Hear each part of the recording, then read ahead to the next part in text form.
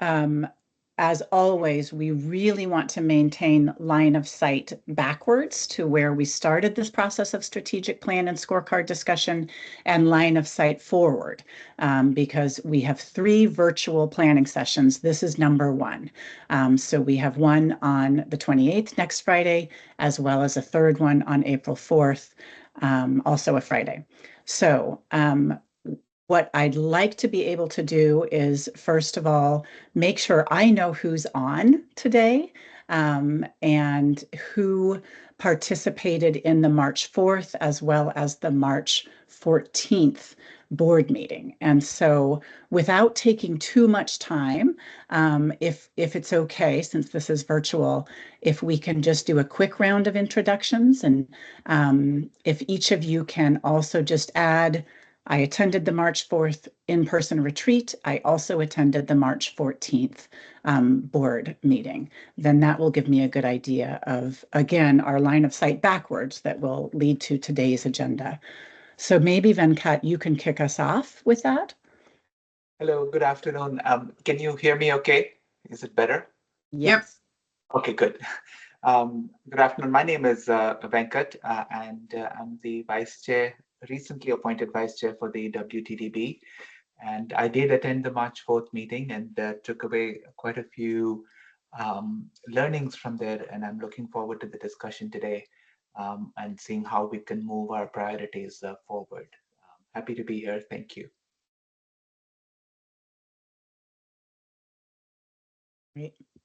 I have to expand my screen to see who's here. Lori, do you want to go ahead? Lori Silverman, Age Plus. I attended both the board meeting and the initial strategic planning at PCC. I'm with Age Plus, advocating for older adults. Thanks for having me. Great. Thanks, Lori. Ken?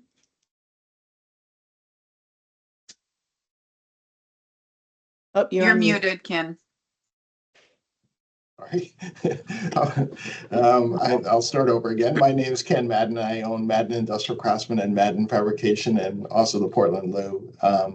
I unfortunately wasn't able to make either meetings. I explained to Todd, I've got one group that's a union group, and we started union negotiations, but things seem to be on track now, so I should be going forward. I should be able to make all the other planning meetings going forward.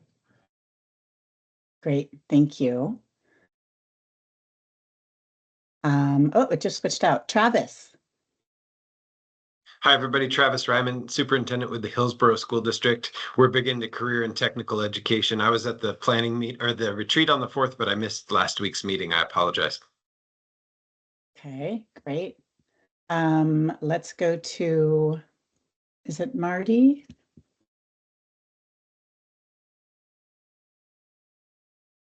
Sorry, guys, I can't see everybody's names, so I'm kind of taking guesses here. It might be Martha. We can go with Martha. Let's do that. This is Commissioner Schrader. You're going to hear barking dogs in the background right now. And I had conflicts on both of the previous meetings for county business. So sorry about that. No worries. Thank you. David, let's go to you. Feld, he, him, director at the Oregon Employment Department, and I was able to be at both the planning session a couple weeks ago and the last meeting. Great. Clay?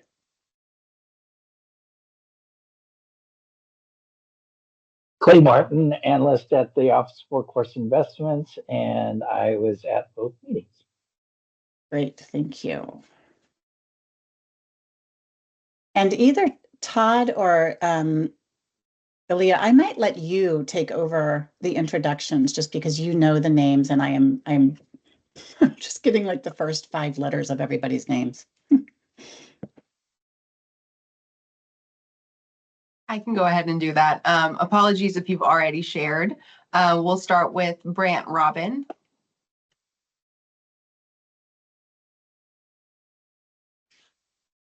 Or Robin Brant. Okay, moving on, Ben Cannon. Yeah, hi everybody. Ben Cannon, Executive Director of the Higher Education Coordinating Commission, and our agency provides support to the staff support to the WTDB, along with our partner agencies. And I was not able to attend the retreat, but was on the line last week for the meeting. Great. Thanks, Ben. Maggie Four. Hi, I'm Maggie Forey. I'm the Healthcare Consortium Strategist, and I was not able to attend last week, but I'm mostly just listening in today. So thank you, everybody. Thank you. Sarah Foster. Hey everyone, Sarah Foster. I'm Governor Kotek's Workforce, Labor, and Higher Education Advisor. I was unable to attend the last 2 meetings, but glad to be here today. Thanks, Sarah. Thank you. Heather Stafford.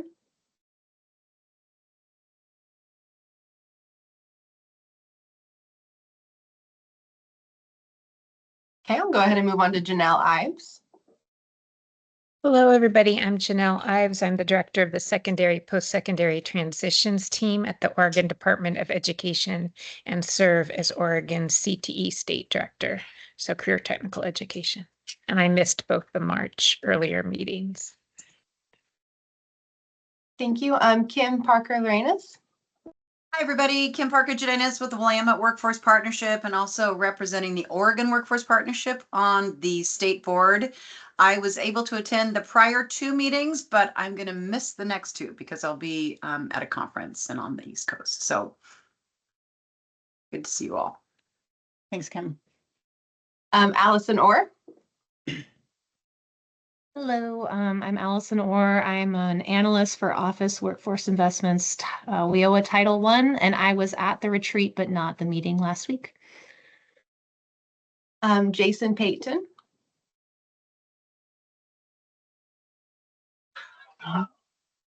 Good afternoon. Jason Payton with the Oregon Employment Department's Workforce and Economic Research Division. It's great to be here with you today, and I was lucky enough to attend the meeting on the 4th. Leslie Perlman. There, I am Leslie Perlman. I am with the Oregon Department of Education, and I'm a CTE data program analyst, and I'm the data owner for the spring collections. And I was not at either of the previous meetings, but I'm happy to be here today. Thanks. Jim Farr. Hi, I'm Jim Farr. I'm the Director for Workforce Operations at the Oregon Employment Department, and I wasn't at either of the 2 first sessions. Candy Quintal. Good afternoon. I'm Candy Quintal. I'm the program manager for our self-sufficiency program employment and training teams, which includes both SNAP E&T and the TANF Jobs program with the Oregon Department of Human Services. And I was able to attend both sessions, but virtually. Jonathan Scrimenti. Good afternoon, Jonathan Scrimenti, representing Oregon Commission for the Blind. We are a Title IV WIOA partner. And yes, I was able to attend both previous sessions. Stephanie Smolin. Good afternoon, everybody. Stephanie Smolin. I'm a data and regulatory analyst with workforce operations at the Oregon Employment Department. I was not able to attend either of the prior sessions. I was able to listen to the March 4th recording. Julia Steinberger. Hi, everyone. Julia Steinberger, Director of the Office of Workforce Investments at the Higher Education Coordinating Commission. I was at the March 4th meeting, but not last week's. Kurt Tackman. Good afternoon, Kurt Tackman, one of the Deputy Directors at the Office of Workforce Investments over Title I programs. I also virtually attended the 4th, but was not able to attend the 14th. Next, Sup. I don't know how to pronounce your last name, so I don't want to butcher it. Oh, it's okay. My name is Sutana Sombad. I'm with the Oregon Employment Department in the Office of Strategy, Innovation, and Performance. And I was lucky enough to attend the March 4th planning session, but not the last meeting. And Brenda Turner. Good afternoon, everybody. I'm Brenda Turner from the Workforce and Economic Research Division of the Employment Department, and I attended the first half of the March 4th meeting. And I believe that is everyone on my list. Okay, did we miss anyone? Thank you, Aaliyah, for doing that. Of course. Okay, great. That's very, very helpful because it gives me a very good sense of, oops, sorry, let me turn that off. It gives me a good sense of which of you have had the full sort of line of sight, starting in March 4th and then through the 14th, and which of you we may want to spend some time catching up. So that's exactly what we want to do. You can see on the agenda that what we want to be able to do is sort of sync up the outcomes of the March 4th retreat with your discussion and decisions and agreements from March 14th. And so I want to be able to do just a high level version of that. And then, because I also was not in attendance on March 14th, that was just led by you all as the board. So I think understanding really what you felt came out of that. I know that roles and responsibilities were revised per what was discussed at the retreat, and looking again and reminding selves as the board what the definition of the larger system was a big piece. And again, that came out of the March 4th retreat as something that perhaps needed to be revisited by everyone. But what I would like to do, and Aaliyah, it might be helpful if we quickly share just the outcomes, the high level outcomes of the March 4th retreat. We'll share screen because that will just give us a really good recap of what that 4 hours looked like. I get it, Aaliyah. You have all your documents attached together. Is that right? So we'll get there.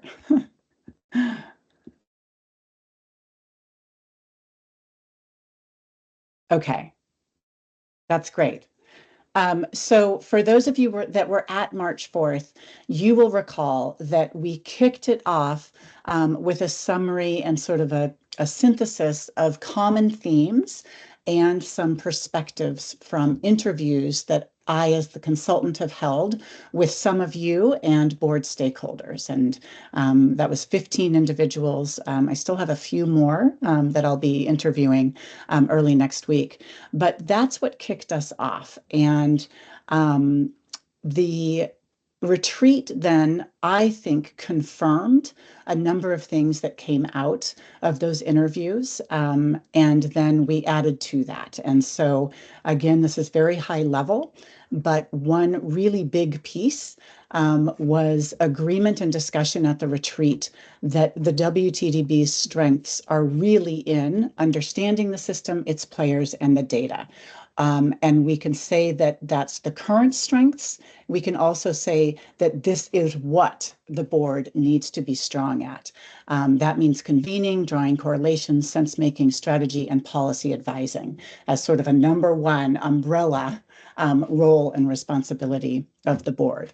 This certainly came out of conversations related to the board's credibility and reputation. And as a board that advises the governor's office, that it needs to be the navigator of the system, its players, and the data. And by system, and this is why at the March 14th meeting on the agenda was a revisit of the larger system definition, not just the public workforce system definition, but the larger became important because of this number one theme that came out of the retreat. The second, I would say, underlying theme that was big at the retreat was the WTDB can't just ask for the governor's ear. It has to earn it in some ways, right? And we all know that the governor has many boards, right? And many boards that are advisors to the governor's office. And so discussions around how the WTDB finds ways to really leverage current priorities of the governor and make sure that it's the board that the governor goes to for understanding and relationships. we then took a pretty big dive into trying to, sorry, I'm having a siren somewhere. I'm going to just ignore that and hope it's not anything important. I live on an island, so I'm hoping it's not, something really important. We took a dive into metrics, and I would say there was, for those of you at the March 4th retreat, there was a lot of back and forth and sort of up and down, and then revisiting, and then new questions added. This was a true kind of hands-on and roll up your sleeves discussion. But we did land on a couple things. I'm going to jump to number 4 first, because this also came out of the interviews, and then it was very much confirmed in the retreat, and that is that the vision for shared metrics and a scorecard across the larger system, again, the larger definition of the system, should be the primary work. Shared vision and metrics are the pull for systems alignment, which is one of your 2023-24 strategic plan imperatives. The reason for credibility and getting the ear of the governor, also an imperative from your last strategic plan, and the push for interventions that achieve equity, a third imperative of your last plan.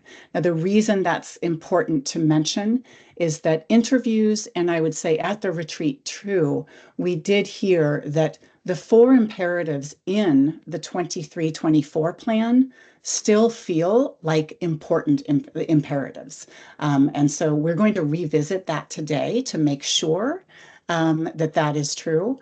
But the fact that it came up in the interviews and the retreat seemed quite important.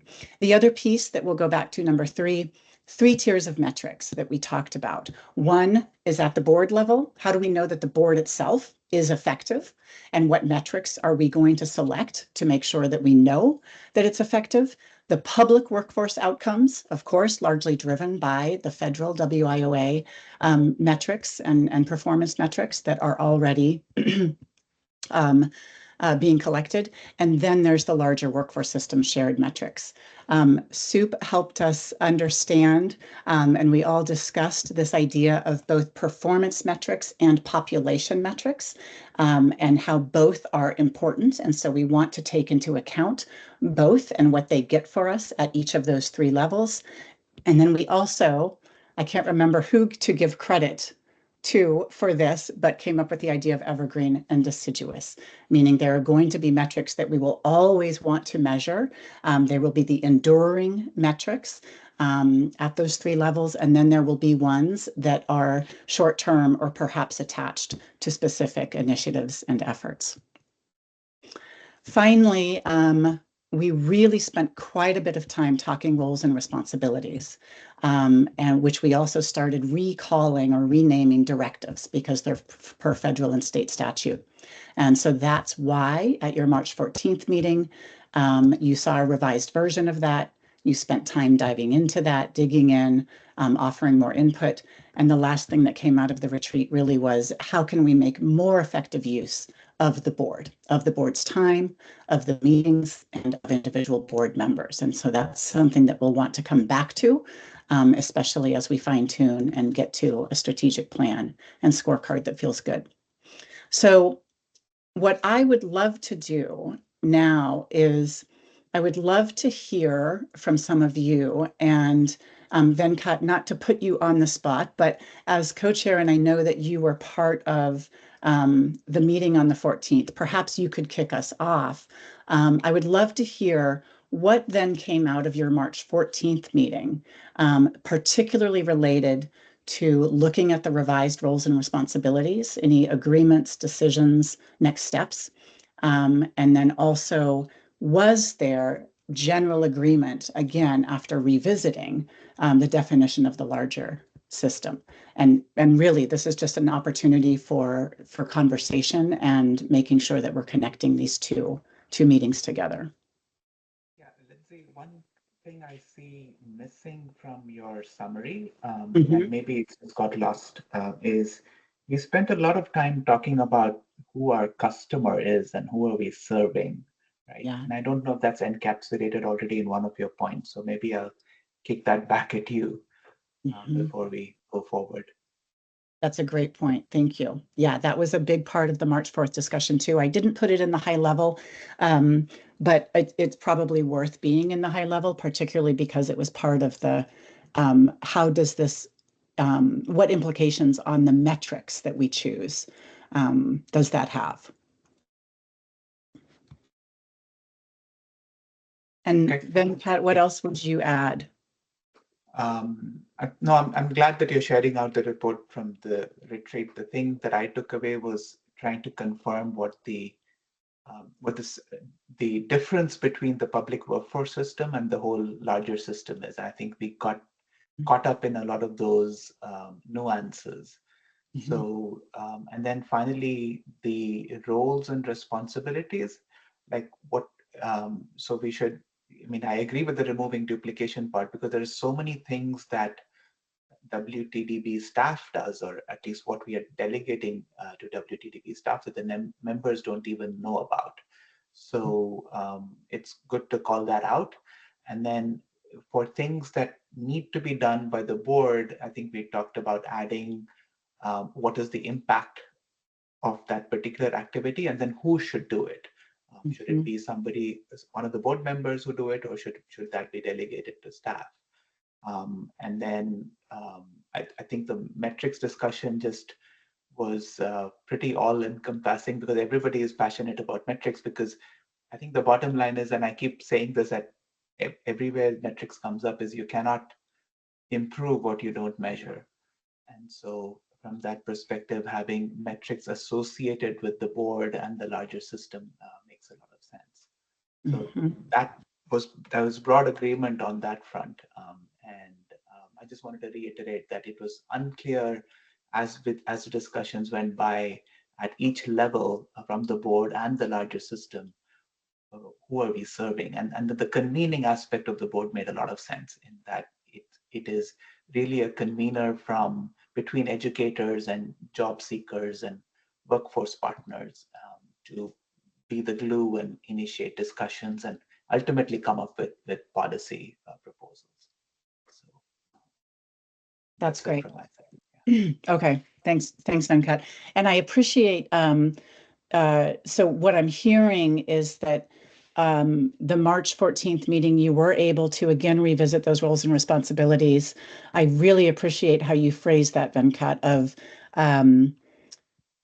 the board having a clear understanding of what roles and responsibilities, directives you are responsible for per statute, and then digging deeper into what do we know about how these roles and responsibilities have been carried out in the past or are being carried out now, giving you a greater appreciation for what staff do, right?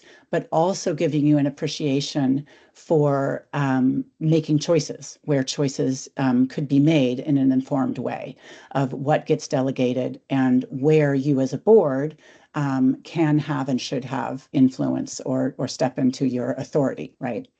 I would love to hear any others that participated in the March 14th discussion.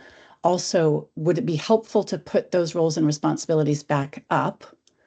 Or do we, what do we think? I don't want to get too in the weeds on that if you did that on March 14th. So you tell me if we just want to hear comments or if we want to put them back up. Any strong?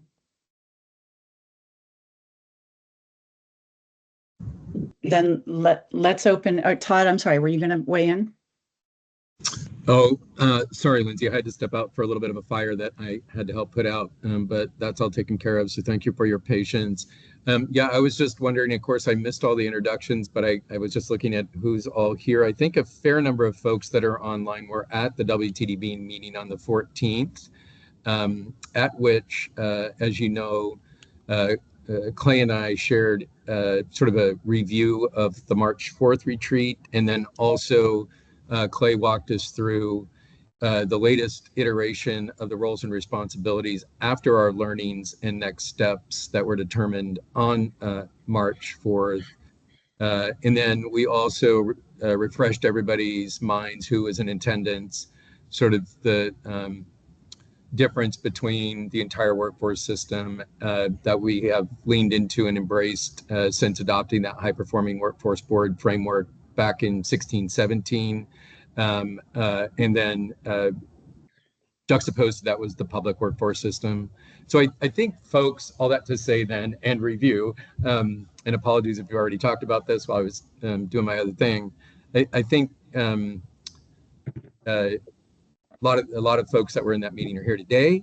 That said, I think if folks want us to bring it up, I think Clay has them at the ready, and or Aaliyah, and we could revisit them if folks want us to. Thanks. That's great, Todd. Yes, so we did review who was at the 4th and who was at the 14th, and reviewed the 4th outcomes. And then Venkat was able to update some of the conversation that happened on the 14th related to roles and responsibilities, a little bit what was missing from the retreat report out. I'd love to hear from some of others who were also at the 14th, the 4th and the 14th, and Lori and David and Kim. If you have any thoughts or comments on the conversation that happened on the 14th that was particularly that stood out to you related to understanding roles and responsibilities or the definition of the broader system.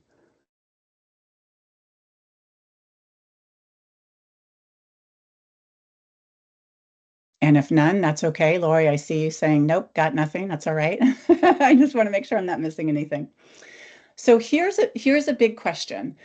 I do want to know, and Todd, you may have said this, Venkat, you may have said this too, but is it fair to assume now that the revisit of the definition of the larger system and then the understanding of the public workforce system within that, is it fair to say that overall the board agrees to that definition?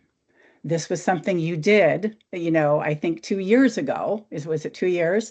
And so I want to know if there's general agreement and feeling now that, yes, right, we have talked about this. This is what this looks like. And the reason this is important is because when we approach the scorecard, it is the 3rd level of metrics, right? So I'm just doing a test here, a little litmus test. Strong I feeling? can give a little context real quick. Oh, there's Ben. Looks like Ben has a question. No, go ahead, Todd. Please go ahead. Okay, yeah, thanks, Ben. So, the Workforce and Talent Development Board did adopt the High Performing Workforce Board model, version 1, that was published by NGA, National Governors Association, in 2016, I believe. It was a collaborative effort amongst best practice states.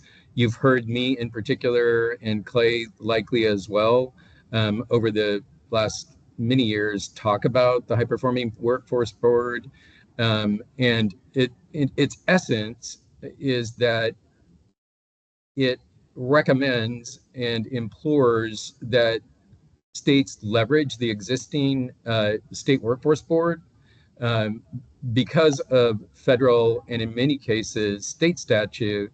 There is mandatory representation at the level of 51% or greater from the business community, and the reasoning behind that is, and this is in federal regs, is that the intent there is to have the business and employer community drive the agenda around their needs in workforce education and training and workforce development efforts. And then all of the partners at the state enterprise level, at the local level, community-based organizations are already engaged in working on the public workforce system, which in Oregon is WorkSource Oregon. And many of you, some of you are on the Continuous Improvement Committee of the WTDB. Others have heard us say and talk about the numerous assessments that we have already completed and are mandated to do by state statute on the even year every 2 years. regarding continuous improvement efforts, what's working well, what's not working well, what opportunities are there to improve the WorkSource Oregon, a public workforce system, and as a part of that work, we also, the State Workforce Board and the Continuous Improvement Committee, approved a new definition of WorkSource Oregon, or the public workforce system. So yeah, sort of answer your question, Lindsay. Yes, the state board has adopted and been doing its best, I think, to lean into the high performing workforce board model. By the way, just in DC last week with Sherry Dunn, NGA has it on their radar to, in the near future, start the next iteration and publication of a high-performing workforce board, so version 2.0. And then also, as I said, formally have approved and adopted the public WorkSource Oregon definition. So at least from an operational standpoint on the business of the board, yes to both of those in terms of what we've done historically in the last year or so. Thanks. Okay, that's really helpful. I just wanted to confirm all of that and make sure that board members are also hearing that again, right? And that there's always opportunities to move forward and improve, but that there's a baseline here that the board has adopted going forward. Ben, go ahead. Yeah, thanks. I don't want to belabor the point, and Todd did a nice job with that explanation. I really appreciate, Lindsay, you bringing this question back to the board, because although, as Todd describes, I think this evolution has been underway for a while under the WTDB, including through legislation that has assigned greater levels of responsibility to the WTDB than some of its predecessor workforce boards for the larger workforce system. I still think there's farther to go. I think that evolution is not complete. I think that given the sort of history and some of the representation on this board, there is a continuing, there's a legacy of focus on the public workforce system, WorkSource. And that's an important part of our workforce system broadly construed, but it is certainly not the entirety. It's not the majority.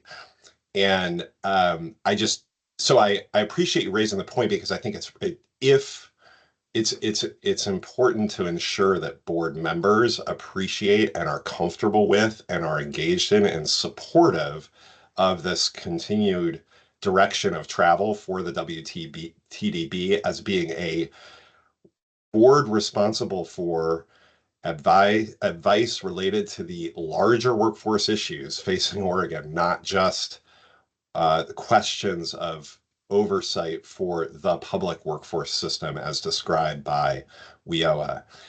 And so, yeah, that's where my head is. It sounds like that's where this board's head is, but having been a only partial attendee and contributor to these meetings, I just recognize, I think, the importance and would value hearing. I certainly valued hearing Todd's perspective, and would welcome, anyone else or you, Lindsay, capturing the sort of feedback of the group to say, yes, this is what we want to be. We understand that we're not going to be singularly or even primarily focused on the public workforce system, although we do under statute have some responsibility there, but maybe most of that is handled by the staff and is not the primary focus of agendas or board time for the WTDB. That's great. Yeah. Thanks, Ben. No, I really appreciate that, because I think that's another way of just framing up the evolution and where this board wants to go and where this board has wanted to go. You know, I mean, that's very clear too, even from an outside point of view. When I look at the last iterations of your plans, and not just the last iteration, but the one before, and efforts even prior to that, I think what you just described is absolutely right. And the big question then, right, has still been, so is the strategic plan the bigger systems plan, or is it a board plan? And I think that at the retreat, and this is another test for you, right, to confirm here, everyone agreed it does need to be a bigger system plan, but the affiliated scorecard broken down by board metrics, public workforce metrics, and bigger system metrics then is the way that we can really begin to tease out what is the board going for and how will we measure success versus the public system and the bigger, larger system. Other thoughts, comments, where we're going next is actually, because we did not do this at the retreat, and so we do want to kind of take one step back so that we can take 2 steps forward in the next planning sessions. Where we're going next is to revisit the vision, mission, position, and values of your current, right, not yet revised strategic plan. And this does not have to be an in the weeds conversation. In fact, it shouldn't be. It should be very much, these still feel right. We're on the right track, or there are big changes here and big changes here. And that's what we want to do. But before we jump to that, any other comments or thoughts on what came out of the retreat, what came out of the 14th, and then the conversation that we just batted back and forth with Venkat and Todd and Ben?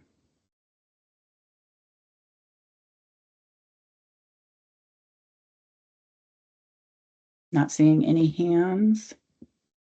Venkat?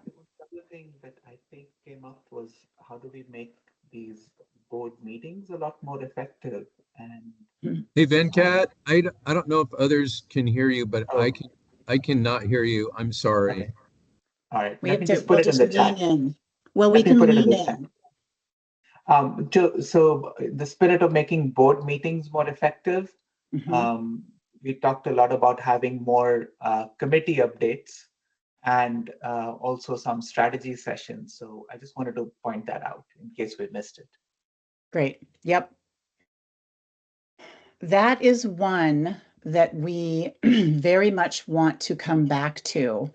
And in our in our 3rd planning session, we have that very purposely called out.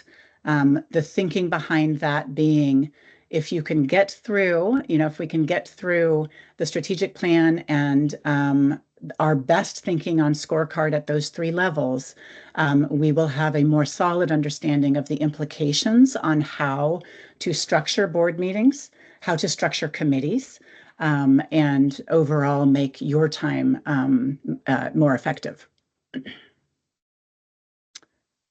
Okay, so maybe either Clay or Aaliyah, let's put up, although I'm sure you have this memorized, right? But let's go ahead and put up the first page of the 23-24 plan, because we do want to look and revisit the vision mission, as well as positions and values. And I'm just gonna, while you're doing that, I figured out what my siren was. It's my husky. Aaliyah, I can get it.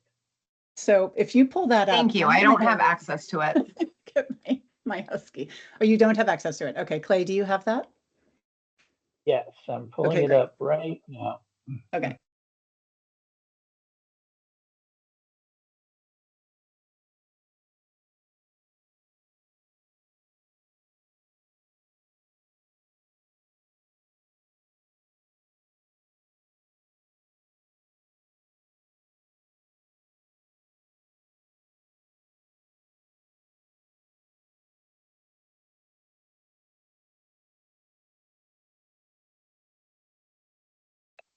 Okay. It's funny that I didn't know that that was my own dog. Thank you. So we might have to zoom in a little bit so folks can see on their screens.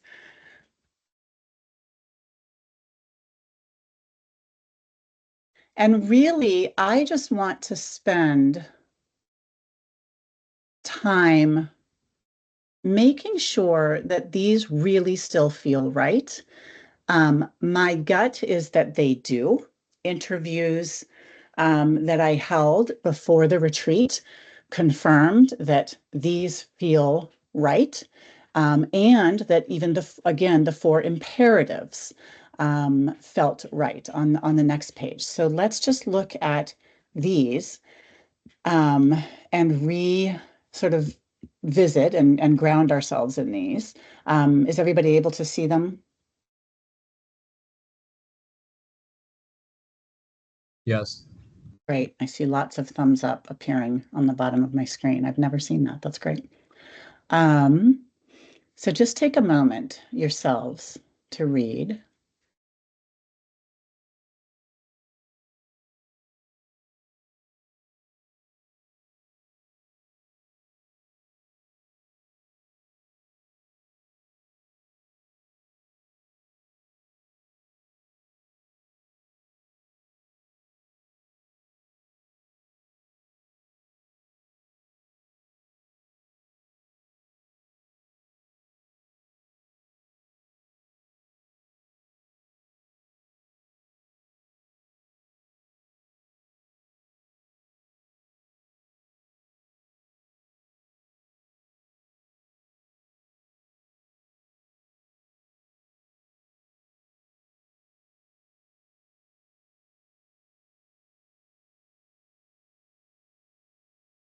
Okay.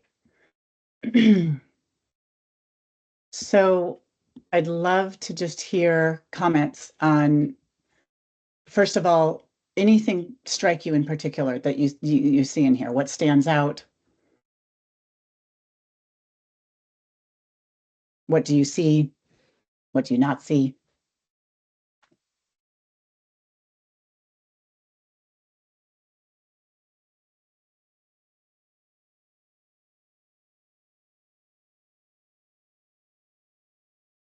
Does the vision feel right? Does the mission feel right? Soup, please. One of the things that I see when we talked about on March 4th was that one of our key customers that Sherry mentioned was the governor. And I don't know if there's anything there. I know we talked about there's like a point on advising the governor, but I don't know if it had anything about aligning kind of the goals to support kind of the governor's priorities. And I don't know if it should be, but it's not listed there. So just wanted to bring that up. So just to try to understand that, what you don't see necessarily is like where's the governor's office as a customer here. Okay, yes, there is advising the governor and legislature on workforce policy and plans. Yeah, there is that. And I know it says like that we're leading a long-term vision, but it doesn't say like leading a long-term vision that aligns with maybe the governor's priorities or something like that, but maybe it doesn't have to be. And I don't know. And that might be just a question for the board or how you see yourselves in alignment with the governor's priorities. Yep. I think that's a good point. So that's certainly something that to sort of put a pin in and come back to, right? Is this the right level to call that out, or is it in the initiatives or imperatives level where we align with a current governor's priorities? David?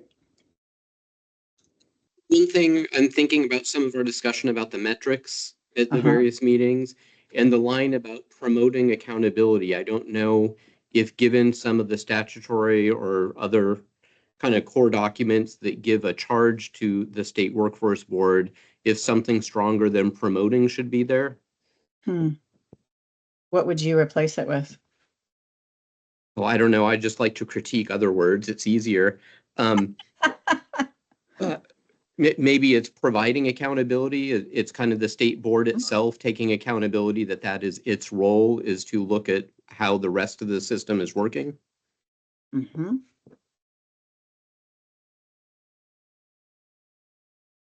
Yeah, that's a really interesting point, especially because you all are trying to really move seriously into the scorecard and metrics piece. And so how does that change your position from promoting versus providing? I think that's a great point to take down. Okay. And of course, all I see is SS. Oh, I think that's probably Stephanie Smolin. My apologies. Okay. Thank you. Okay. I put something in chat, but Lindsay, I don't know if you're able to see chat. Yes. Oh, it's okay. I can just state it. I feel like the mission, it feels more passive than proactive. In other words, the people and employers are those that should be empowered by informing education, training, jobs, and career needs and career pathways or training pathways, really kind of driving home the agility in the education and workforce systems to be responsive to the needs of the people and employers. And largely because I think it's a challenge for the systems to anticipate the needs of employers, especially because the world of work is evolving at such a rapid pace that having an eye on those needs, hopefully adding agility to the systems to be responsive to those needs. I said it more succinctly in chat. I see it in the chat. And I'm curious how others react to that, because I think this is a really, really always a good refinement, right, of your strategic plan, is where are the passive pieces and how do we really make sure that it's feeling more active. And so even reversing those words, I'm curious your thoughts on empowering people and employers, and what are you empowering them to do to advance through education, training, jobs, and careers? I'm curious thoughts on that, but I also really appreciate the driving agility piece. Hey, Lindsay, I think Heather Stafford's been trying to yes, ask Heather. a question. Thanks, and make Todd. Yeah, sorry, Heather, go ahead. Yeah. No, that's okay. I run the risk of sounding maybe like a broken record, and how can we look to the state workforce board to give us a vision, us, the governor, us, the regions, us, the citizens, that is so compelling that we get and that we want to follow.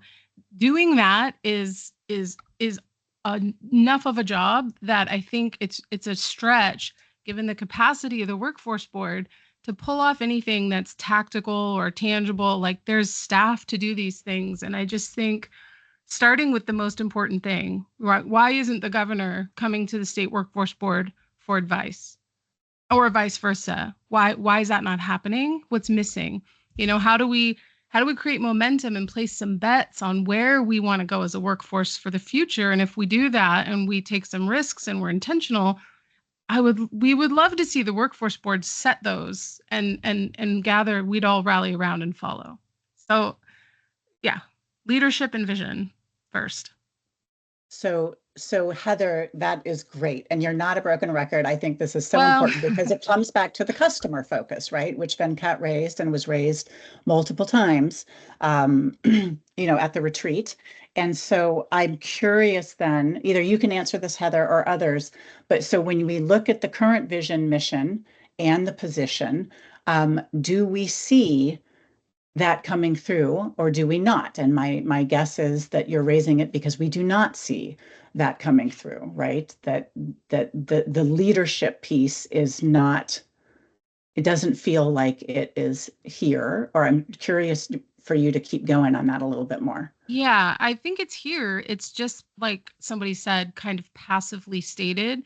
And if we look at the opportunities of gathering all the data and pulling together sector strategies and looking at Oregon's economy and where workforce goes and standing us, we're only, anyway, we're getting a seat at the national stage.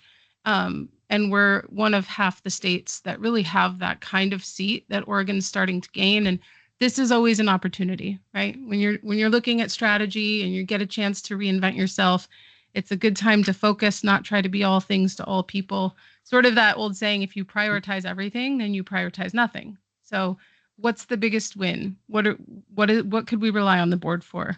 And times are changing with technology and with people and how people are working and the future of work. So that's kind of what I mean is what can we make as far as some predictions on where we might be going as a state and place some bets and be intentional and not reactive. Okay, that's great. Dr. Bennings.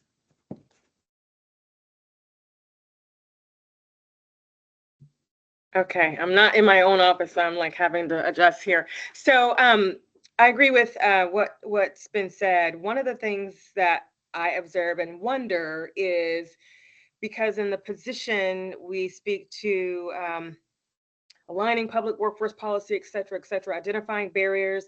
And I think that it would be helpful to do an explicit call out around how we leverage and utilize data, because a lot of that in terms of the alignment and even with our mission, how do we know we're advancing training, jobs, career, education? I mean, so data, I believe, has to be at the forefront. Not sure if position is where it should be, but it quite possibly can. And it also, in my mind, aligns with reputation, because there's the accountability too, and how are we leveraging data to inform, to check our success metrics and our performance metrics as a board. And so that's just a thought that popped out to me immediately. And I'm curious if you have thoughts. Dr. Bennings, you, and then again, any others, but we have that one bullet in there, right? And with the suggestion that we replace promoting accountability with providing accountability. But I'm curious if there is a stronger way, a more active way to capture what you just said, of how do we actually put a stake in the ground around being a board that leverages and utilizes data to be effective. Well, I think, and looking at that one, even say we shift it to providing accountability and refine it, you can say by XYZ and incorporating something around data, something that is solid enough that helps us hone in on, the work that we're doing to reconcile to our position as well. I think that might, without calling out a separate bullet, it could be refined to incorporate there. Like, how will we provide accountability? By doing what?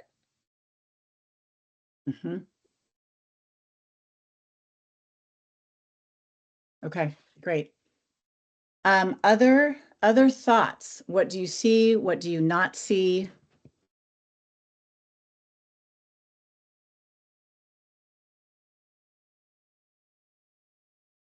And thoughts on what is the most important language that gets to accountability, leadership, things that have been mentioned already. Todd. Well, thank you, Lindsay. Yeah, one of the things that my brain was doing based on what you said earlier in terms of thinking about the committees that we have and don't have potentially and how they would align with all this. One of the things, so my head went through all the committees we currently have, and when I see accountability, it makes me also think of what's called out in federal reg, state statute, and is the name of one of our committees that was established under Senate Bill 623, which is continuous improvement. I think that continuous improvement would be important to call out in here somewhere. there's a significant focus on that, not just within the continuous improvement committee, those efforts, the assessment that's produced, as I said, every 2 years, but it's something that we talk about broadly, oftentimes at quarterly board meetings, as it relates to the continuous improvement committee and in other spaces and places within that entire broader system. So I would vote for continuous improvement being included. Mm-hmm. And is that a position? Is it? I just added a comment to say it could possibly be called out as a value. Mm-hmm.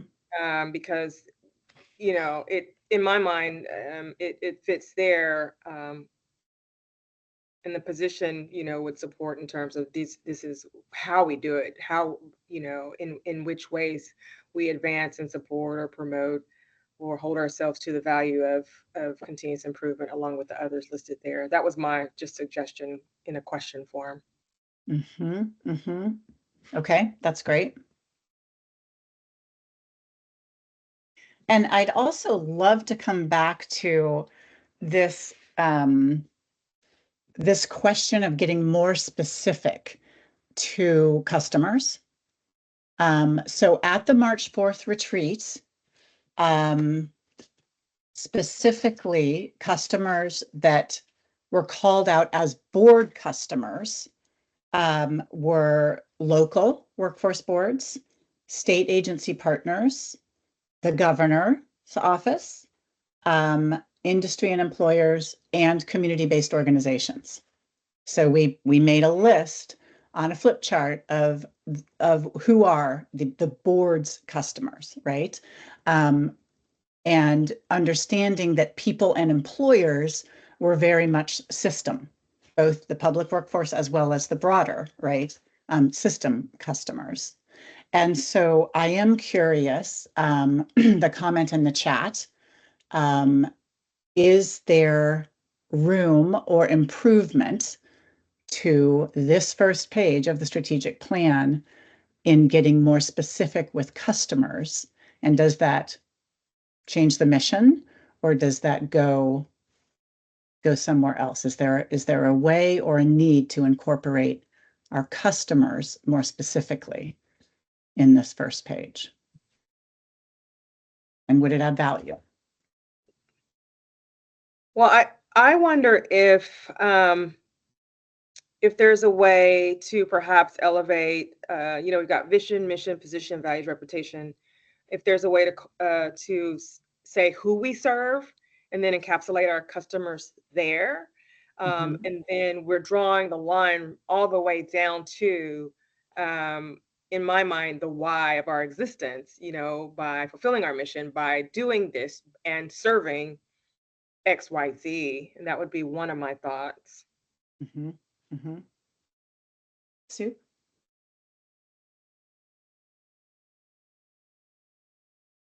I wonder if what might be nice to include in something like this, like a key page of the strategic plan, might be the 3 to 5 population indicators that you want to improve on for the state.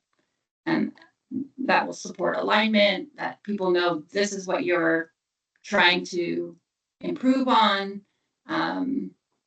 It might be a better way to show that we're more data informed decision makers and not, you know, and it doesn't define like a specific group for our customers, but it has, like, if we improve on these, and all of our customers, or like our different segments of customers, will be supported potentially.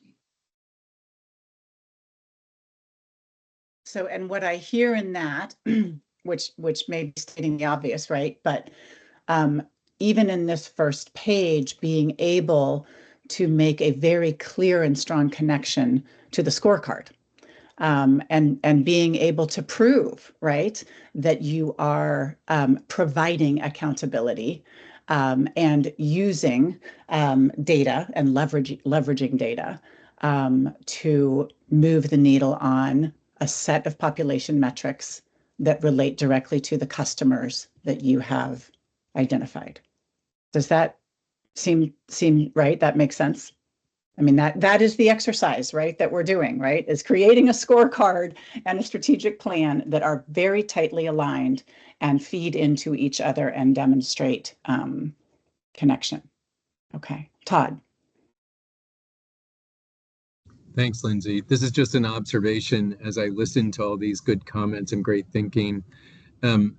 Many of these themes are captured in the WTDB agreements page, or is it a one-pager? I think it's just a one-pager. We don't necessarily need to show it, Lindsay, but just a reminder, I know you've seen that document. So in the spirit of tying things together better, I think there are some nuggets in there that could inform this as well. Thanks. Mm-hmm. And Todd, are you referring to the 5 priorities or? No, it's the document. I think it's entitled WTDB agreements, and it was basically sort of the good thinking coming from Sherry Dunn after we had one challenging board meeting, and it was really about the principles that we adhere to in terms of the way the state board conducts business. And it was there's 4 different I'm trying to remember by memory. We built on the acronym of Workforce and Talent Development Board, and so we started with W, then we went to T, then we went to D, and then we went to the B. I can look for it and pull it up if you want to go. You want to go there? There it is.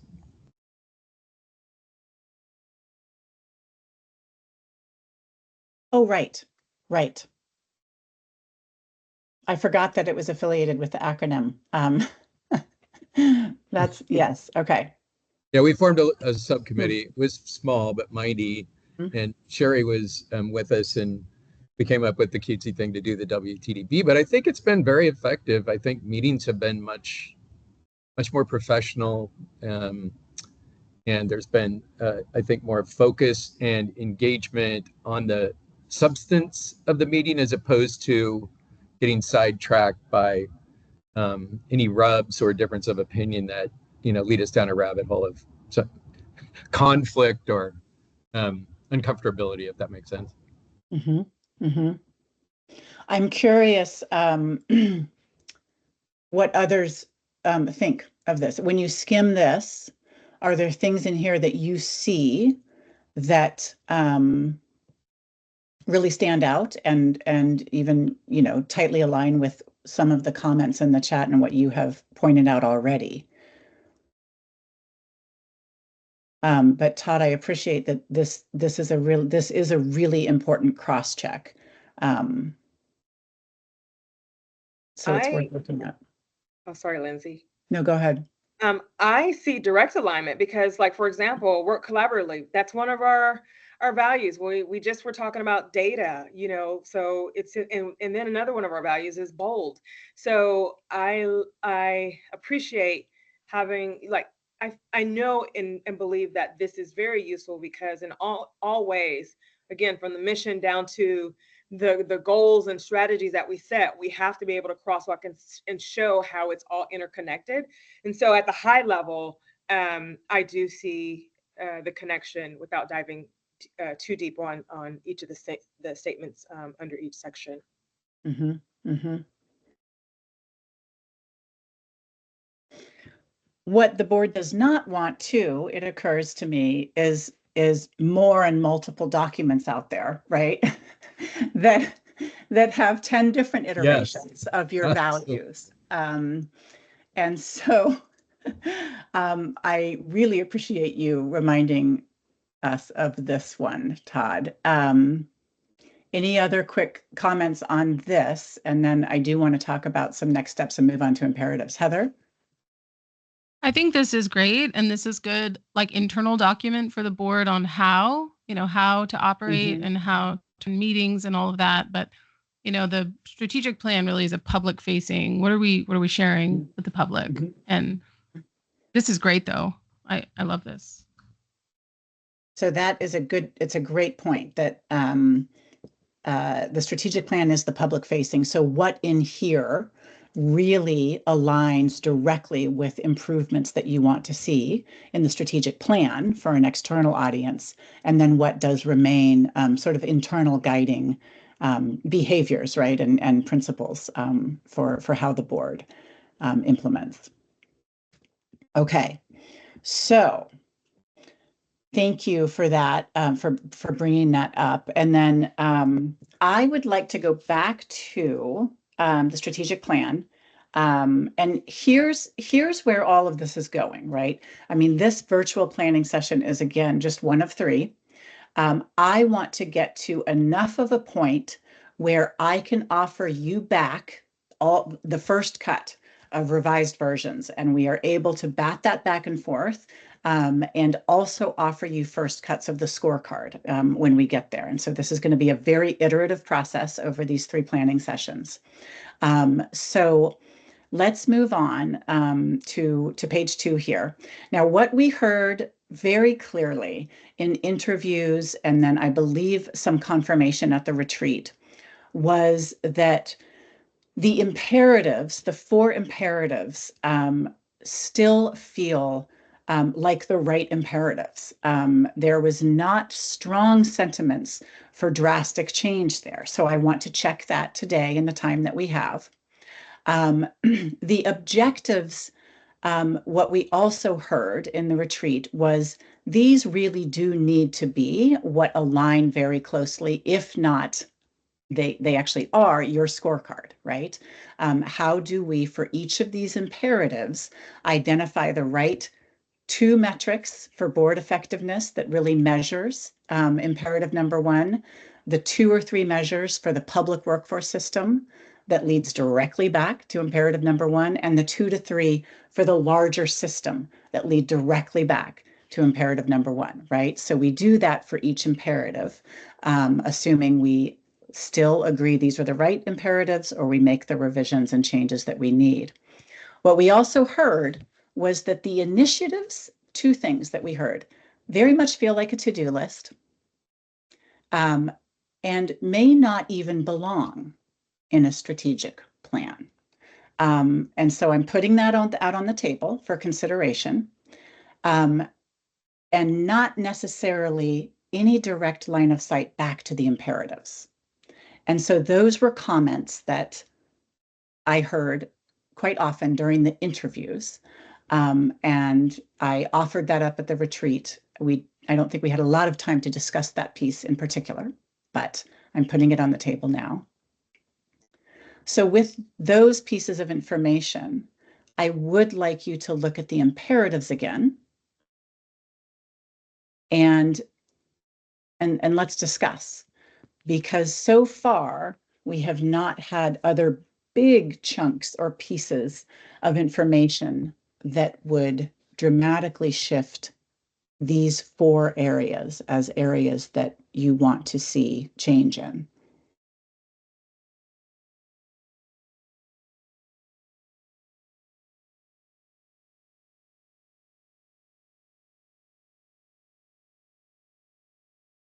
So when you look at the imperatives now, I'll ask again, what do you see? What do you not see? I have an initial thought, something that just stands out to me right now, and it's the imperative that's listed third, where it says the WTDB is embraced by the governor. And part of me feels that we don't have any control on to what extent the government, like, what does that mean? Like, so we're putting something in there in terms of the governor embracing the WTDB. And I wonder if we should rephrase that differently, because that's something that is an outcome. Like, how do we know she embraces us? You know, maybe it could be worded differently. So I'm not quite sure that imperative. I just kind of like got some kind of feeling about that imperative right now. Yeah.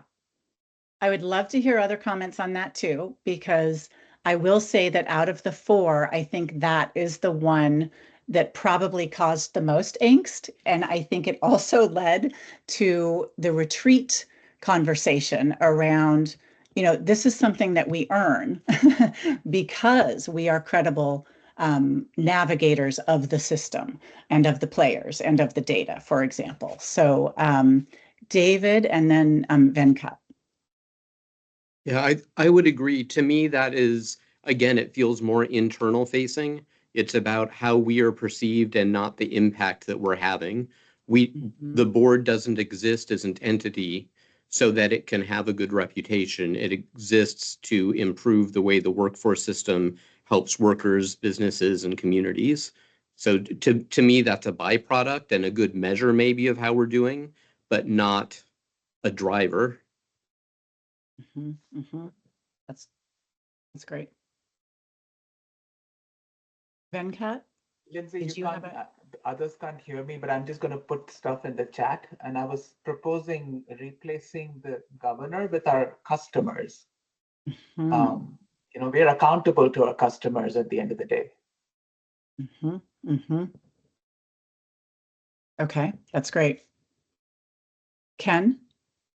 Yeah, I was just going to comment that I always assumed that we were the advisory board to the governor, but I also understand that that's a policy advisor's job as well, who typically attends these meetings. But I did on our one planning session years prior. One of the senators, and I believe it was Senator Dembro, said that he would like to see our board be an advisor to the legislative branch of government as well. And so that's why we added that into the strategic plan, that you showed earlier, that it said the governor and legislative leaders, I think, or legislative branch.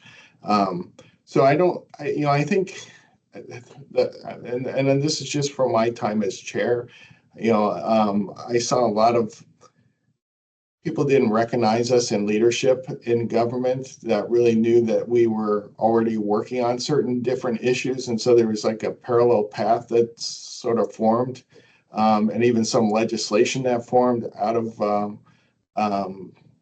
what they felt was a void of action. And so I agree that it's probably, maybe it's not an imperative, or it's hard to embrace, but I think there should be some marker there that says that we strive to be an advisor to leadership in Oregon. And I don't know if that's maybe too broad, but something to that effect. Okay, that's helpful.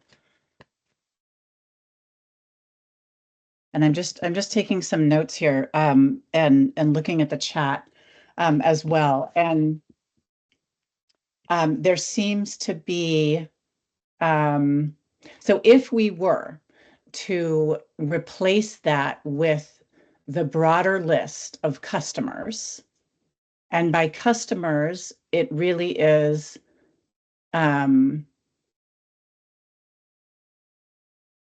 it's who you're advising and serving. And so it's leadership at multiple levels, governor, legislative, and then also industry, and again, community-based organizations, right? So I'm curious, what's the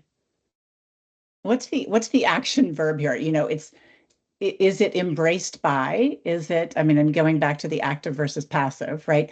But I'm curious, what is the vision of this particular one, that the board is the go-to, with better words, of course, for these customers? I'm just trying to peel apart and get a little bit more specific here. Maybe Hey, Lindsay, it looks like Heather Stafford has her hand up again. I'm taking care of you, Heather. Thank you. I'm not on camera. I think that's why I'm just falling to the very end. It's not popping up. That might be. I'm sorry. Go ahead, Heather, and then Soup. I'd love to hear your comment. Yeah, I think there's a way to just combine it instead of the passive outcome of being embraced by the governor, establishing a clear vision and a roadmap for the future of work in Oregon, and through data tracking the impact to our customers, right? And then defining who those customers are. And if we do that well, everyone will come to the board. It will just happen because it'll be the one-stop shop for that information. Right. Yep. Okay. Soup. Oh, hey. I think the word I just threw out there was like trusted advisor. Because I still would love to see population indicators like as like the basis for the plan. And I agree when you asked about the initiatives, I think the initiatives don't necessarily have to be there at such a high level like the strategic plan should be. That does not need to list all of those things.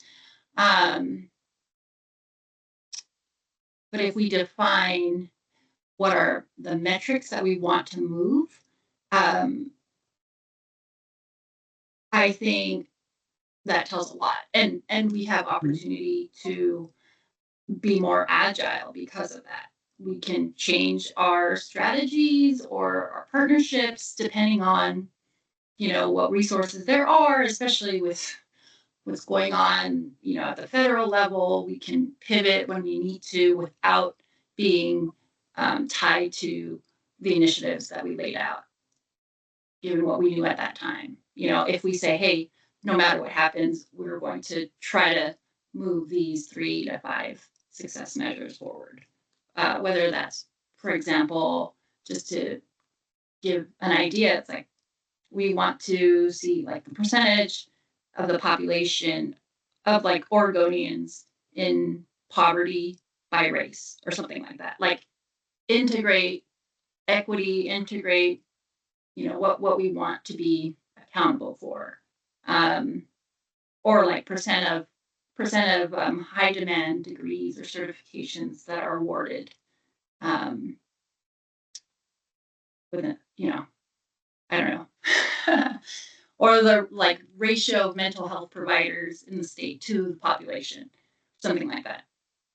If we want to prioritize mental health, or So I appreciate that very much because that does move us to where we want to spend a good chunk of the remainder of our time today, which is really the implications of these imperatives and the changes that we might make to them on metrics and on the 3 tiers of metrics. Again, board level, public workforce system level, and larger system level. And so if folks are ready to go there, I would love to go there. And even though we don't have the imperatives perfect, again, the plan here is that I will make changes and offer iterations back to you, and we will work through this over the course of the 3 planning sessions. But I really would like to get to at least understanding what kind of metrics and the parameters of metrics that we want to focus on that would prove, right, that our imperatives, i.e. our goals, are being measured and met. I think like you said, Venkat, we can't improve what we don't measure, right? So for each of these imperatives, how will we measure improvement in each of them? And do folks have questions on, again, sort of what is a population metric versus I'm looking for my performance? Do we want to try to get on the same page about that, or do we feel comfortable just starting to even dig in to what metrics could we brainstorm for each imperative. And we can start at the board level, or we can start at the system level. I think we can. You've thrown out some examples that I think can get sort of the juices flowing a little bit. Do we need the imperatives in front of us to do that, first of all, or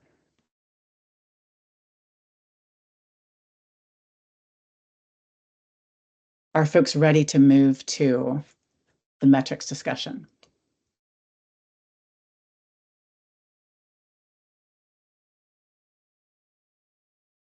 No strong feelings, it feels like. Okay. Well, I suggest that we do. And I will just ask one more time, though.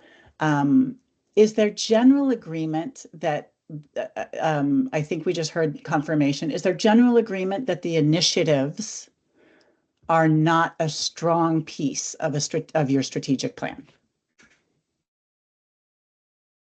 Todd? Ken's doing a thumbs up. Great. Yeah, Thumbs up. Okay. I can just share real quick, Lindsay. I have gotten repeated comments ever since the very first iteration of this strategic plan that we were fortunate enough to work with Coraggio on, that there's always been a little bit of confusion and ambiguity surrounding that column. From the title of the column to what's in that column. Just little context for folks. Okay, that's great. So this isn't coming out of nowhere. Okay, good. So expect that to be a change that we make, which would leave more room to integrate the metrics and the scorecard piece directly into your strategic plan. So that's another assumption I just want to check, right? Is that, again, the terminology can throw people. I certainly heard that in the interviews as well. And so just to do a quick litmus check here, when you say imperative in your strategic plan, is that essentially like your long-term goals, right? Like your 4 categories of goals, and your objectives then, are those your measured outcomes, i.e. your metrics? Or is that different? Okay, I'm seeing a shake of the head from Soup. I'm curious. There's only a few people who have their videos on, so I'm only reacting to that. So again, imperatives, yes. Our goals, our long-term goals. I'm seeing nods to that. Objectives, is that or is that not the outcomes you seek to measure that prove you are achieving impact on your imperative/goals? Is that what we understand are our objectives? I'm seeing some nods. Is that the same as scorecard metrics then?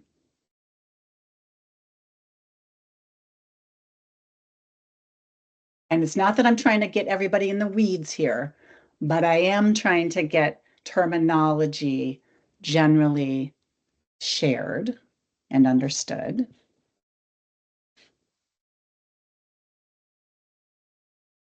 Anybody else's heads exploding? Or do we have thoughts on this question? Can you repeat that question again? Yes, I can. So the question is, are your objectives the outcomes that you want to see? No, okay. Are your objectives the metrics that actually measure impact toward your imperatives, toward your goals?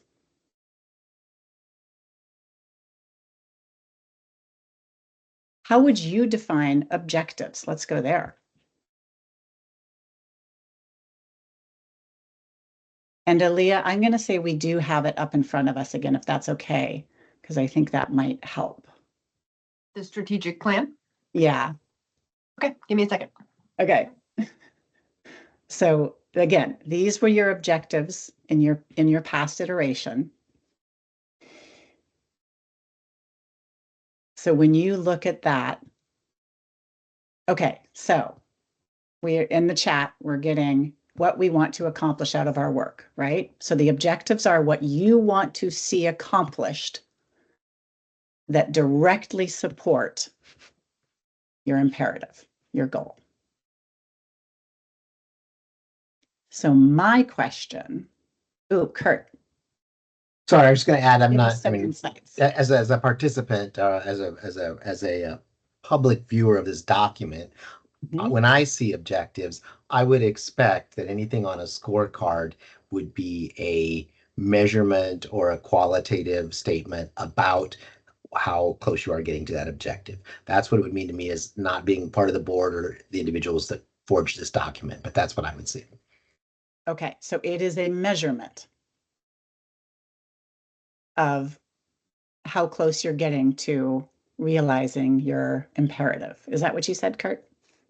I would say the scorecard would, the objective would be the criteria, and then the scorecard would be the qualitative data that would kind of, or quantitative data, excuse me, that would kind of show you how far your objective was towards reaching your imperative. There you go. Yes.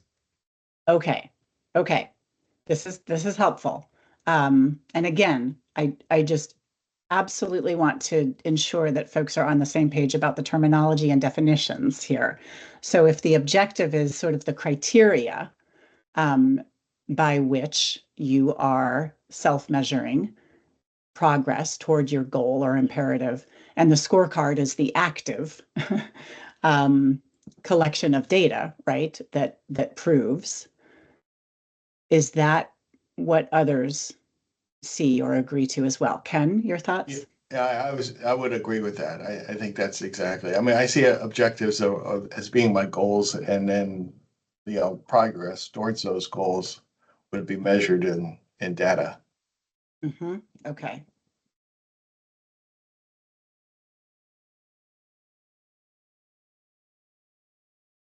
Thoughts, others?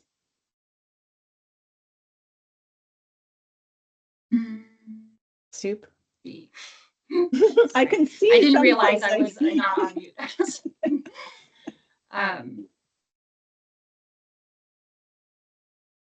I guess I would have to see what a scorecard looks like, or I don't know. So does that mean that the strategic plan would not have metrics on it? Well, this is a choice the board can make. And this is also why I'm pushing so hard on this, is because the initiatives column does not feel like an effective use of space to most or to folks, right? And so getting really clear on the definition for you all of imperatives, objectives, and then the actual metrics that will measure the progress.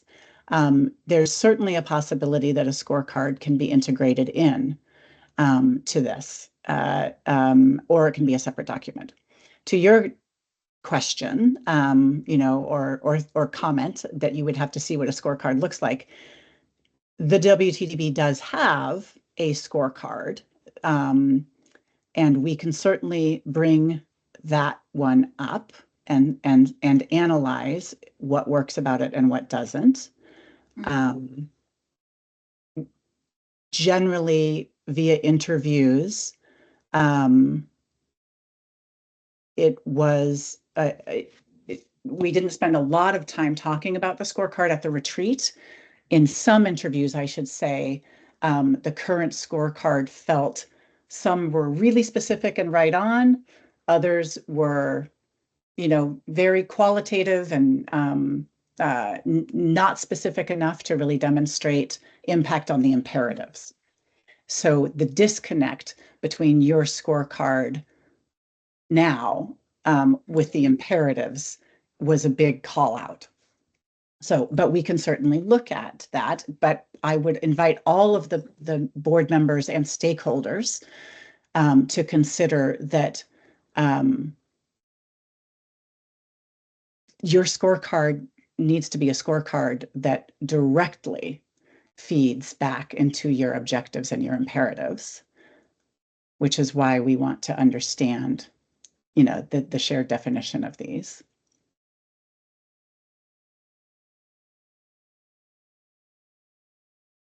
Clay or Aaliyah, can we bring up the current scorecard?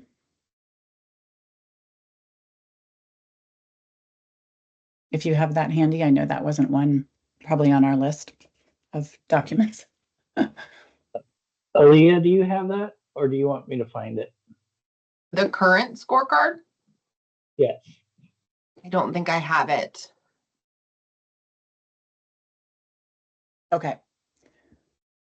Well, they're maybe trying to find that, Lindsay.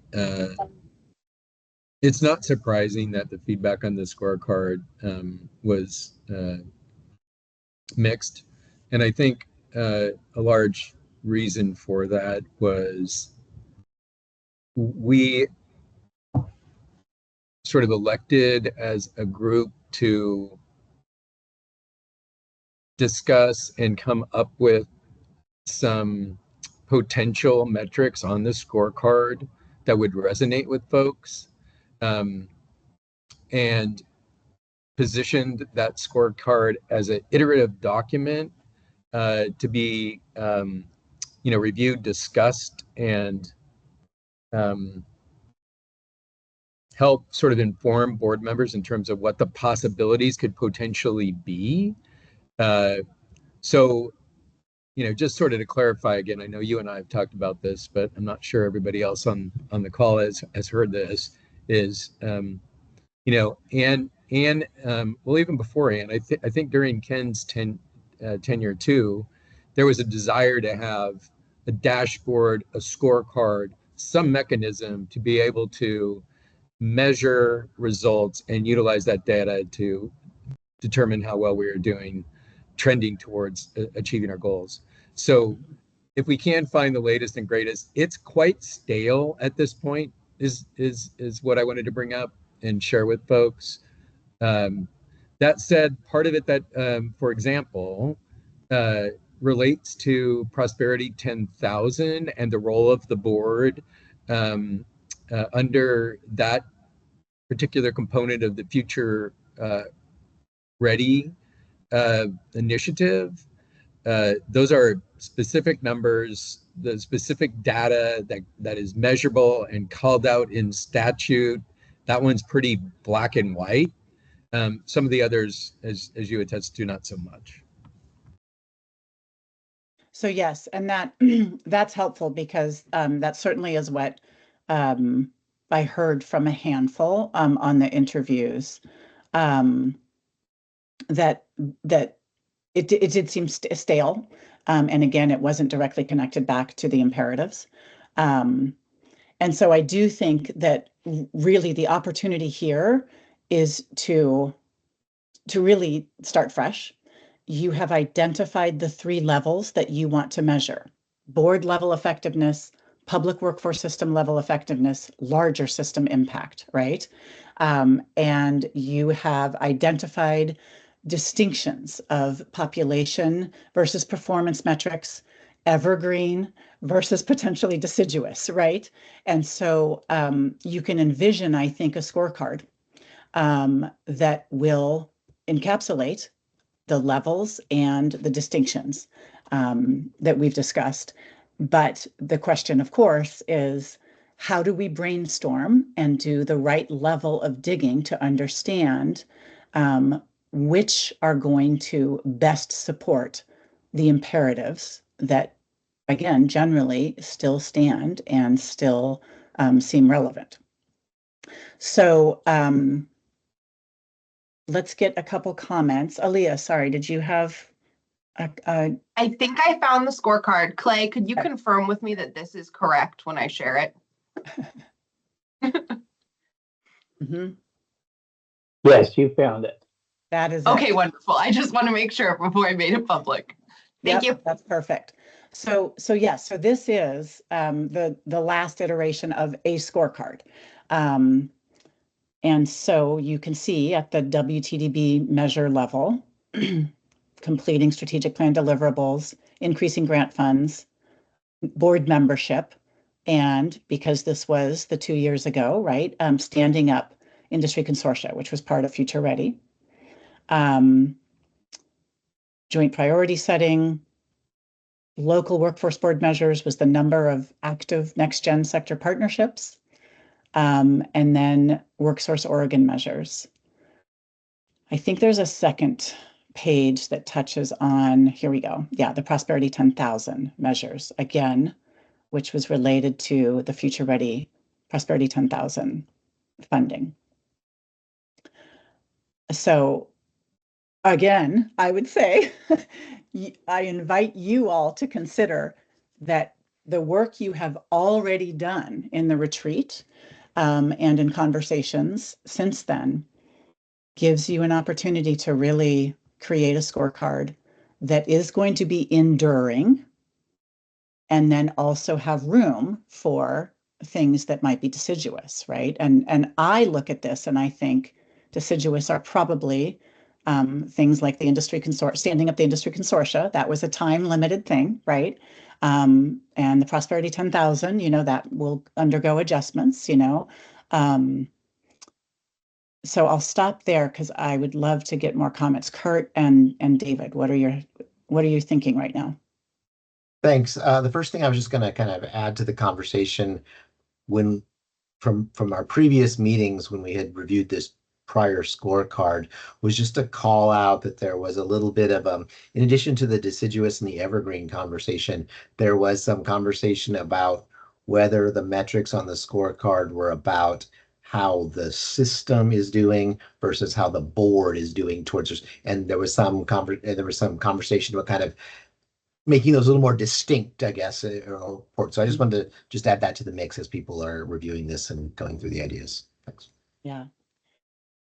That's great, Kurt. And I think that tracks, right, with retreat outcomes and agreements that, again, our scorecard needs to have 3 tiers that, again, connect back to each imperative: board level, public workforce system level, larger system impact, because it is not called out in this version, and it is confusing, right? What exactly are we measuring? Is this a scorecard for the board? Is it a scorecard for the system?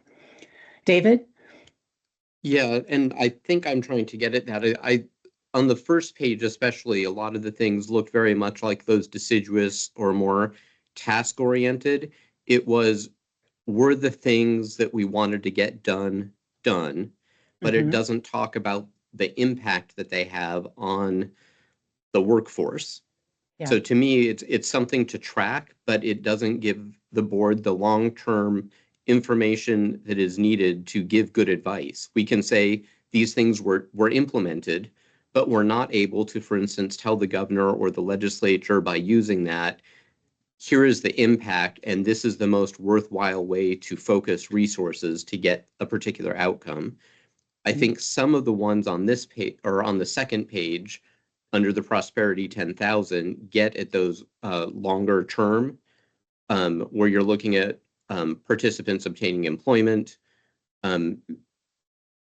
some things like that. It seems to me like we need for the system some of those big measures that on their own probably don't tell the full story, but with other information about what's going on in the economy and things like that can be used to then give good, meaningful advice.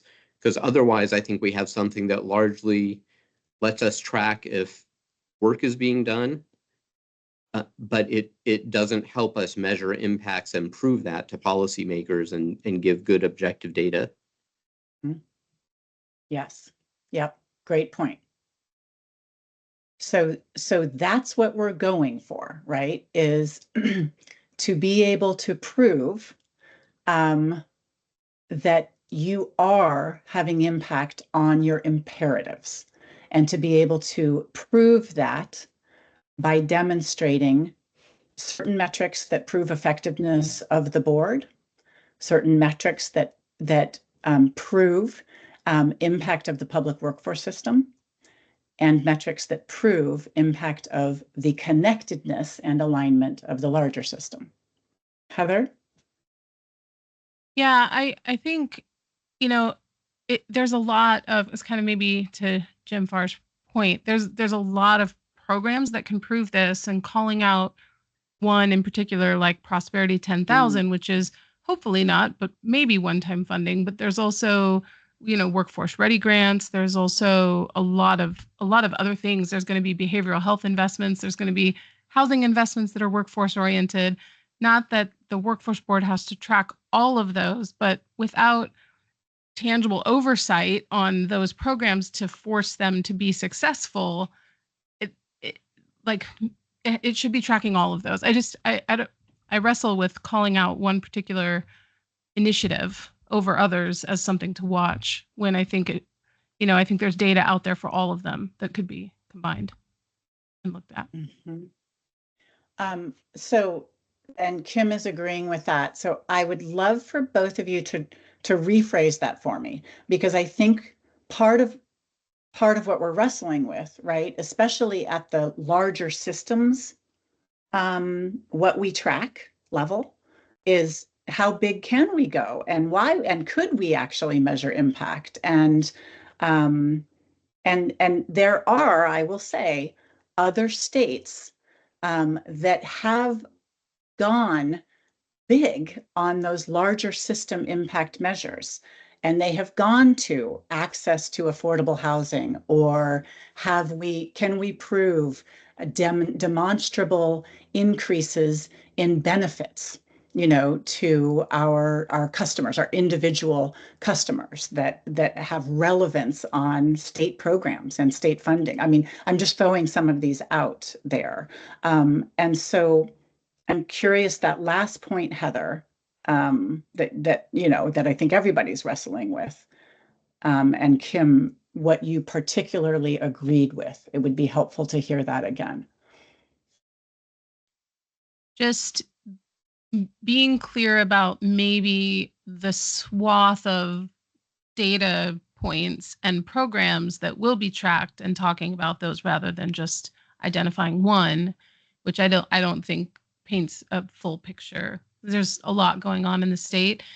Tracking everything's not realistic, but tracking only, one or two small programs isn't either. So I don't know. I'm hoping David has a solution. He has his hand raised. You're going to solve this, right, David? Do you have a solution? Again, I'd like to have solutions just to critique things, but I do think, like, I agree with what Heather and Kim were saying, I think, which is that those are fine things to look at, that they should be used, and I think in many cases are used across a lot of different programs.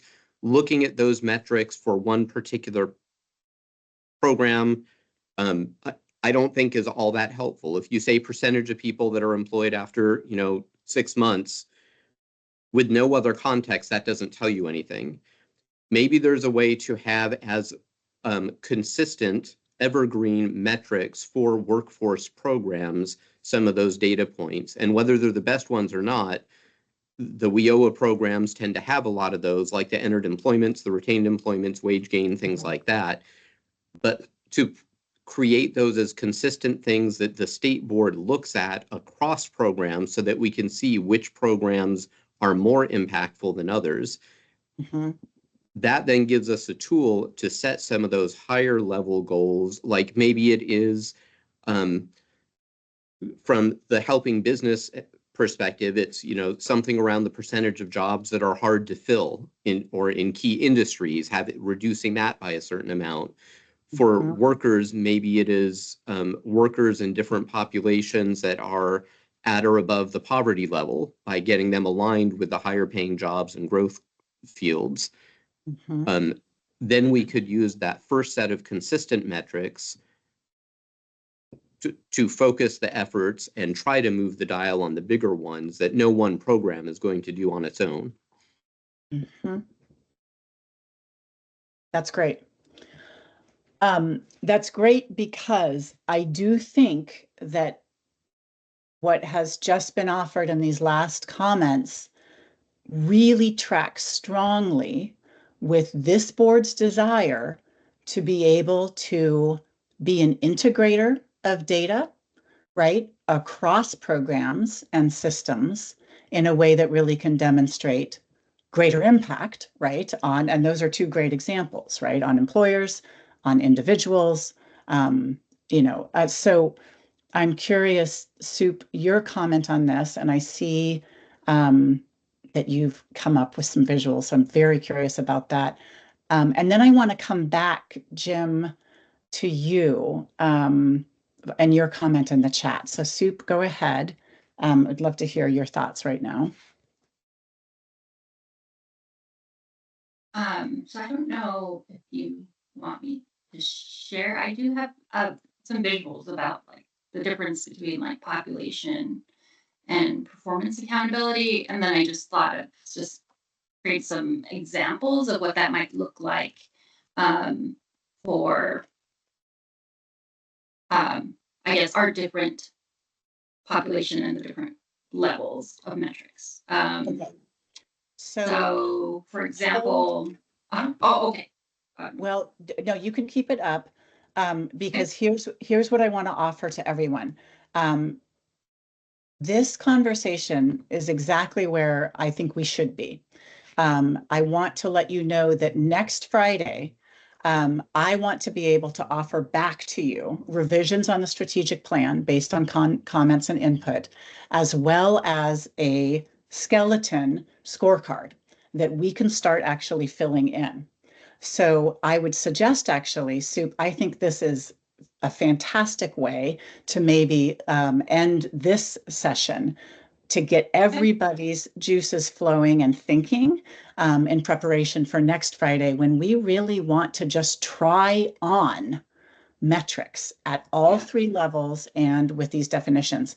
Before we go there though, Jim, do you mind just extrapolating a little bit on your comment in the chat? The system collects all kinds of data. Knowing what would help the board make decisions would be helpful. I know that seems like an obvious statement, but I'd love to just hear you extrapolate on that before we end with Soup's visual. Well, I guess where I was going with that was we collect all kinds of data based on how people put information in our customer registration and various different organizations. And so I guess my thing is it would be helpful if we knew exactly what the board would like to measure to make decisions. So is it, how many people are served? Is it how many people get jobs? Is it wages that people get? That kind of data. And so then that way we can determine on what data we could actually pull and put into a scorecard. Because it feels like right now it's just, I think it goes back to Heather's comment about it. It's just, the prosperity 10,000. I mean, we all kind of contribute into it as a system. I mean, those customers all flow through the same portal. So it's not just distinguished between one program, but maybe it's like, what kind of outcomes would the board like to see to make decisions on based on, if it came down to funding and that kind of stuff. Great. It's kind of where I was going with it. So. Yeah. So I appreciate that because again, I think this reminds all of us, right? Board members and stakeholders to the board, similar to what Kurt and Ken have also said, that the decision about which metrics, it's going to require some big brainstorming of metrics in order to understand then which metrics can we really use as a tool to make decisions about programs, effectiveness of programs, potential innovations and interventions, and how we advise, right, our governor and others to also make changes and interventions and use funding. So coming back to that as which metrics are going to be the strongest tools for board members to make decisions. That's what we're going for here, right? And for governor to make decisions and for legislators to make decisions. Am I getting that right? Kurt, does that sound right? Anything you would add? Yeah, I think in my head, it sounds right. I hope it sounds right to the rest of the board. The only thing I would add kind of, and not to kind of derail this anyway, but a couple of times the words funding have been mentioned. And there might be a way to look at funding for specific programs and the outcomes like together to show the benefits or how the money is being spent, in addition to just how many people were served, how many dollars went in, what were the outcomes, understanding that with each program, the cost per participant, et cetera, those are going to be all over the board, but at least might give some kind of a correlation between the effectiveness of the use of the funding we're receiving as well. So some level of metrics that show return on investment. Okay, great. So in the minutes that we have left, Soup, this looks amazing. I'd love to hear what you have here, and maybe let's use this, all of us, to inspire our thinking. I know this is what you want to spend the next week doing, is thinking all about this and coming to next Friday with some amazing ideas. So that's our homework. So Soup, I'll turn it to you to try to get through some of this. Oh yeah. So I guess like I mentioned before, there's a difference between the population accountability and performance accountability. Whereas population, we're considering all of Oregon that we're trying to support, right? Prosperity for Oregonians. Performance accountability is about like how well each entity or even group of entities are doing to support their customers. This is measured by performance measures. So if we're looking at the State Workforce and Talent Development Board, then the population indicator. So this is where I think the board really makes a difference in defining what exactly are the 3 to 5 population indicators that you want to focus on in your strategic plan.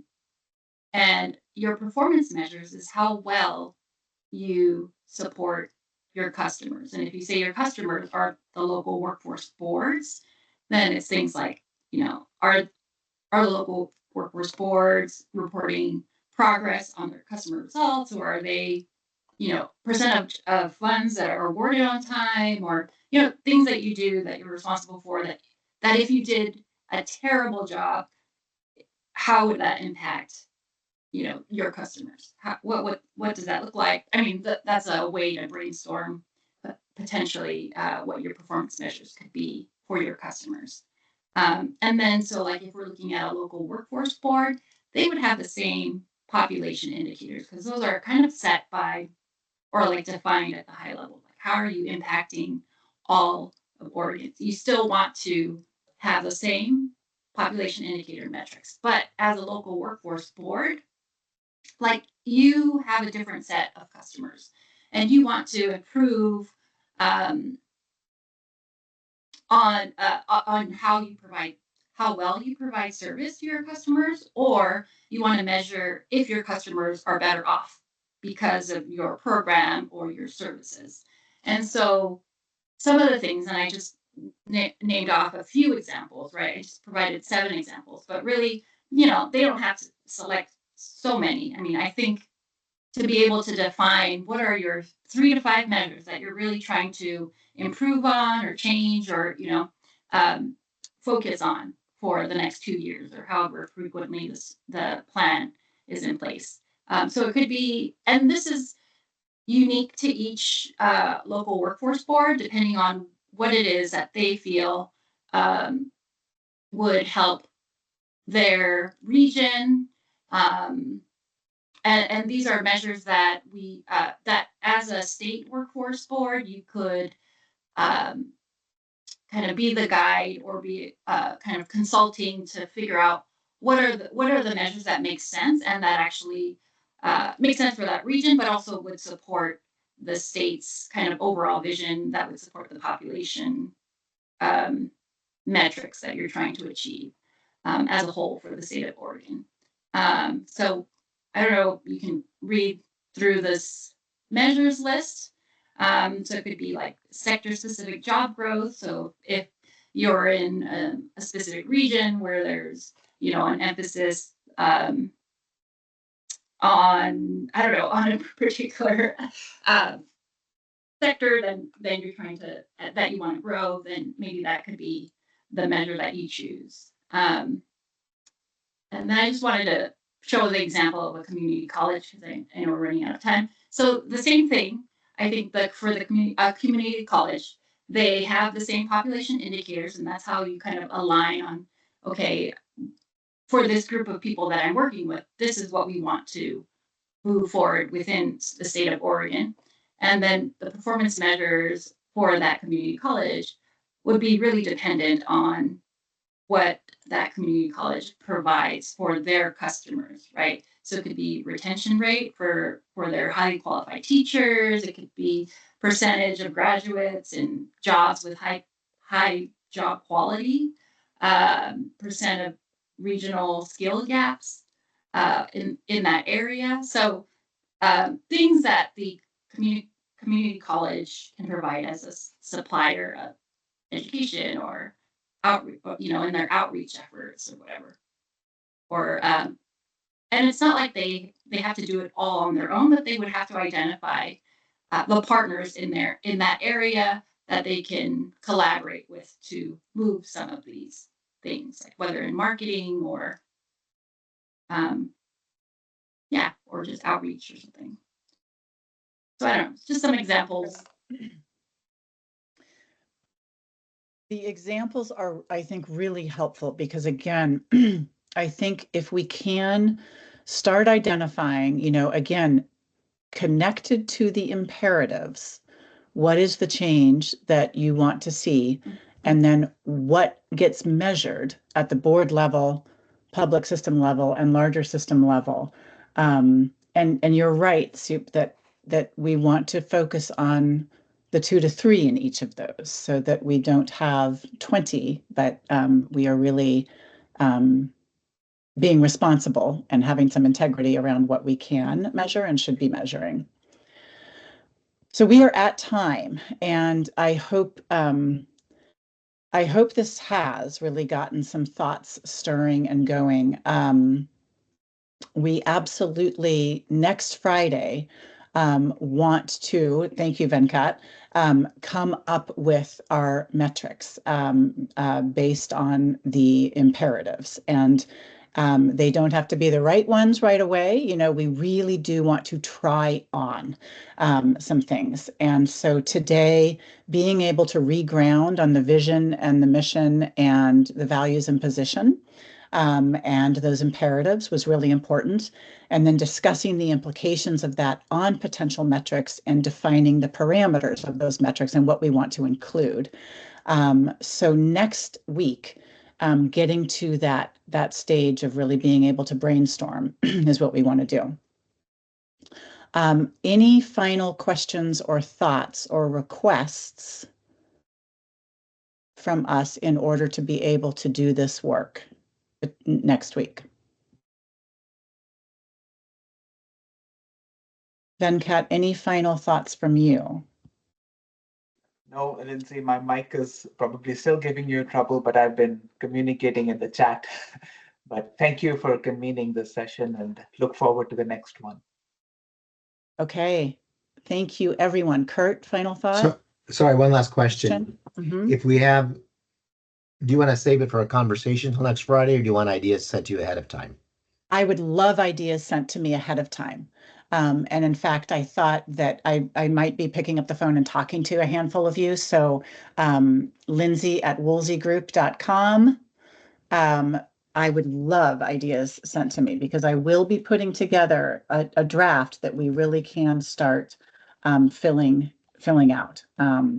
So yes, my email's in the chat.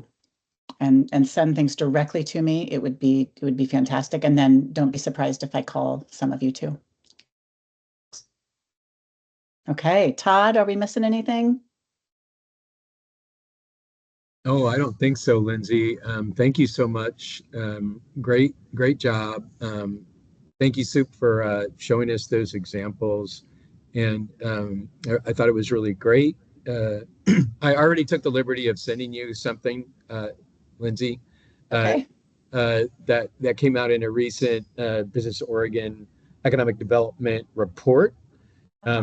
Okay. I think it kind of ties back to what Heather Stafford was saying earlier on, and it also ties sort of some of those evergreen